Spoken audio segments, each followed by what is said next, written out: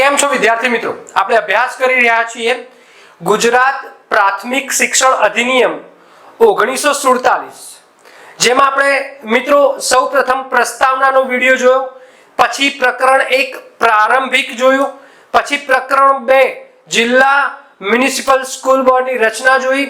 આજે મિત્રો પ્રકરણ 3 સમજવાનું છે. પ્રકરણ 3 માં 11 થી લઈને 18 કલમો છે. એક ઉપકલમ છે 18 ક નામની. આ પ્રકરણ 3 છે એ આ મુખ્યત્વે 3 વિભાગમાં વહેંચાયેલું છે, બરાબર ને? પરંતુ એક પેટા વિભાગ પણ છે, એ ચોથો વિભાગ છે 18 ક નો.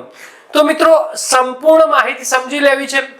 યાદ રાખજો, આ પ્રકરણનું નામ છે જિલ્લા સ્કૂલ બોર્ડ, અધિકૃત નગરપાલિકા, મ્યુનિસિપલ સ્કૂલ બોર્ડ, સત્તા, ફરજો અને કાર્યો. જ્યારે તમારે કોઈ પ્રશ્ન પૂછાય 1947 ગુજરાત પ્રાથમિક શિક્ષણ અધિનિયમનો, ત્યારે મિત્રો બોર્ડની સત્તા, ફરજો અને કાર્યોના લગતા જે પ્રશ્નો પૂછાય તો તમારે અંદાજ લગાવવાનો છે 11 થી લઈને 18 કલમ સુધી. મિત્રો મહત્વનો મુદ્દો છે, પ્રકરણ 2 માં આપણે સ્કૂલ બોર્ડની રચના જોઈ. જ્યારે કોઈ બોર્ડ રચના પામી જાય પછી એ બોર્ડની સત્તા શું હશે, એના કાર્યો શું હશે, એની ફરજો શું હશે, સમજવી રહી. તો મિત્રો સમજીએ છીએ પ્રકરણ 3. સમય બગાડતા નથી. પ્રકરણ 3 યાદ રાખજો. પ્રકરણ 3 ટોટલ પ્રકરણ 11 છે. મિત્રો પ્રકરણ 3 માં જિલ્લા સ્કૂલ બોર્ડો, અધિકૃત નગરપાલિકાઓ અને મ્યુનિસિપલ સ્કૂલ બોર્ડની સત્તા, ફરજો અને કાર્યો. મિત્રો ઓબ્વિયસલી છે કે જે આમાં મુખ્ય 3 ભાગો પડે છે, એ અહીંયા 3 બોર્ડ દર્શાવ્યા છે. એ 3 બોર્ડના મુખ્ય ભાગો છે. એક ભાગ હશે જિલ્લા સ્કૂલ બોર્ડનો, એક ભાગ હશે અધિકૃત નગરપાલિકાઓનો અને એક ભાગ હશે મ્યુનિસિપલ સ્કૂલ બોર્ડનો. આખું પ્રકરણ છે એ 3 મુખ્ય ભાગમાં વહેંચાયેલું છે. એક પેટા ભાગ છે વિલીન વિસ્તાર, એ 18 ક ની કલમમાં છે. એટલે આમ તો 4 ભાગમાં વહેંચાયેલું છે, ક, ખ, ગ અને ઘ માં. મિત્રો એની સંપૂર્ણ આપણે ચર્ચા કરી લઈએ. જોઈએ છીએ આગળ.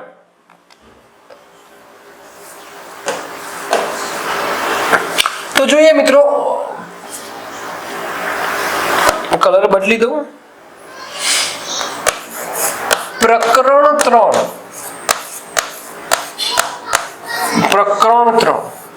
આ પ્રકરણ 3 માં ટોટલ કલમો છે, કલમ 11 થી લઈ 18 સુધી. ક્યાં સુધી? 11 થી લઈ અને 18 સુધી કલમ છે. એટલે ટોટલ કલમો પૂછાય. ટોટલ કલમો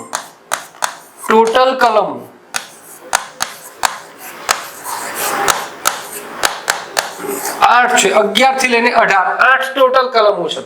એટલે ખાસ યાદ રાખજો, પ્રકરણ 3 પ્રકરણ 1 હતું પ્રારંભિક, 2 કલમ હતી 1 અને 2. પછી મિત્રો પ્રકરણ 2 હતું સ્કૂલ બોર્ડની રચના, એ 3 થી લઈને 10 સુધી, એટલે એમાં પણ 8 કલમો હતી. જ્યારે પ્રકરણ 3 છે એ કલમ 11 થી લઈને 18 સુધી છે, એટલે કે એમાં પણ 8 કલમો છે. મિત્રો અહીંયા પ્રકરણ 3 એ ભાગમાં વહેંચાયેલું છે. તો પહેલો ભાગ છે ક. આ તમે ખાસ મિત્રો તમારી નોટબુકમાં લખી દેજો. ક, જિલ્લા સ્કૂલ બોર્ડ.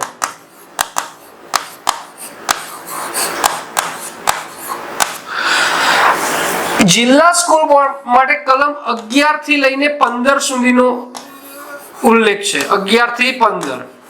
એટલે જો તમારે સત્તા, ફરજો અને કાર્યોનો એક પ્રશ્ન પૂછાય, એમાં જિલ્લા સ્કૂલ બોર્ડનો પ્રશ્ન પૂછાય, તો તમારે 11 થી લઈને 15 કલમો સુધી જ ગપ્પા મારવાના.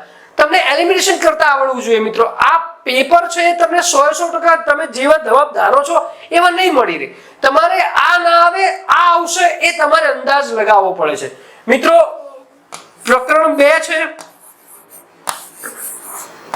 અધિકૃત નગરપાલિકા. નગરપાલિકાઓ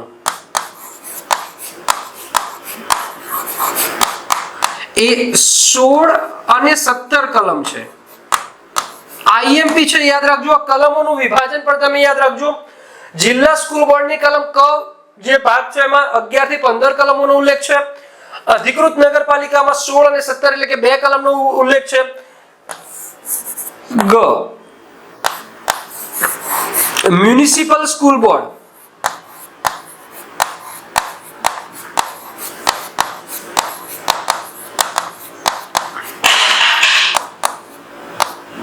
બોર્ડ એમાં માત્ર એક જ કલમનો ઉલ્લેખ છે 18 અને એક ચોથો ભાગ છે એ ઘ વિલીન વિસ્તાર